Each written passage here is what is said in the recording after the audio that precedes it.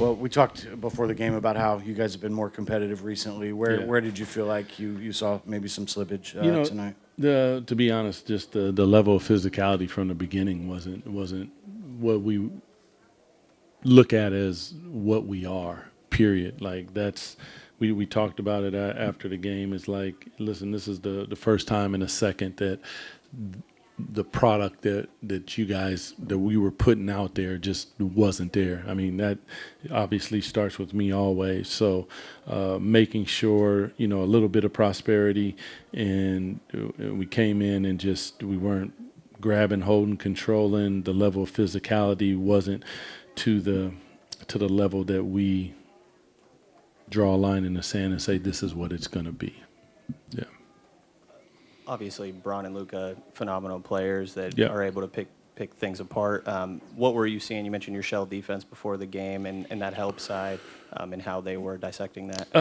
I mean, there's only a few players in the league that can make a cross-court pass on time, on target, on a rope, and both of them are on the same team. Coming out in Black and Luka and getting the ball out of his hands in the beginning, I thought that we pressed up a few times when the ball got in the pocket too high, as opposed to letting that big come to you, and all of a sudden they were making plays. But just our level of and our sense of urgency, the ability to have multiple efforts, it wasn't at the level that it's been at, period. So regardless of Luka, regardless of LeBron, all those different things, because on tape we see teams play against them doing very similar things, not exactly the way we do it, but it's better than what we put out there on the court tonight. And we just have to make sure that we bounce back versus the Clippers with a high level of energy, effort, and intensity, physicality, all those things. Just has to be at a higher level for 48 minutes. I know you're talking a lot about the defense, and that obviously being the emphasis. But Max on the offensive side, 16, I believe 10 boards, shot 80%. What has his development been like from your perspective on the offensive side?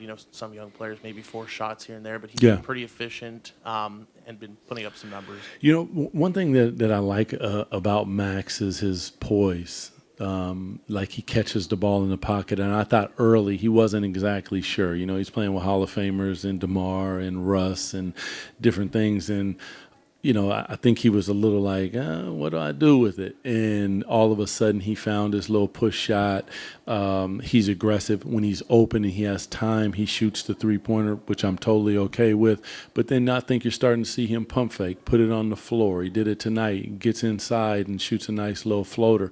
And then he has playmaking ability. So I think that that adds to his poise as well, because as he's dribbling, he's surveying, which a lot of big guys don't do. But just his poise more than anything. I think that allows him, like when you catch in there, guys are swinging at you and all types. Sometimes it can rush you, speed you up. And I don't think he allows people to do that. With the level of physicality, listen, that's going to happen for all rookies as he continues to develop. So watching him, his base gets stronger, his footwork gets better. He already has the touch.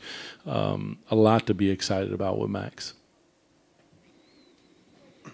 Doug, you talked about seeing LeBron and Luka do things that only they can do. I know watching them do this stuff is nothing new to anybody, but do you ever stop marveling just at the gifts and the talents that are there? Yeah, I mean, the special players, man.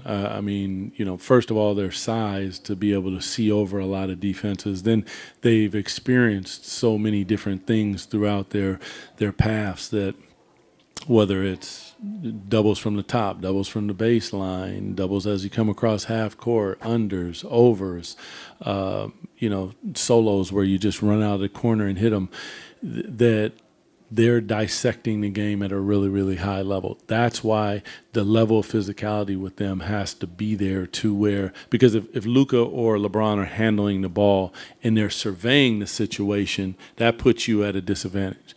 But if Luka and LeBron are handling the ball and they're dealing with the defender first and then surveying the situation, it helps you out. Like, that's not going to stop them, but it's another layer to your defense that you have to have. So they have to feel you, make them feel us immediately, pick up points super high, and then the back end has to pull over, and then you make them make the most difficult pass, which is usually that far one to the corner. You got to have high hands, and if they make that pass, we close out, and if they make those shots, you shake their hand and tell them good game.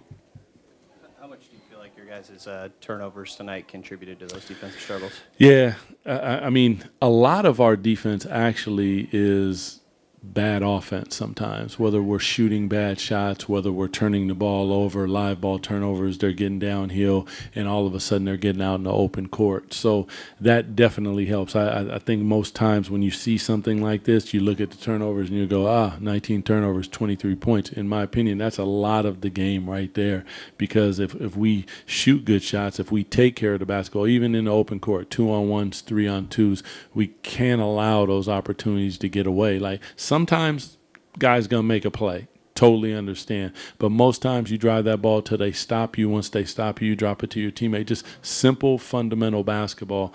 And, we had been doing it. And, we no panic. We just got to come back and make sure good shoot around, come into the Clipper game with a good game plan, and make sure that the effort of intensity and competitiveness is our standard of Kings basketball.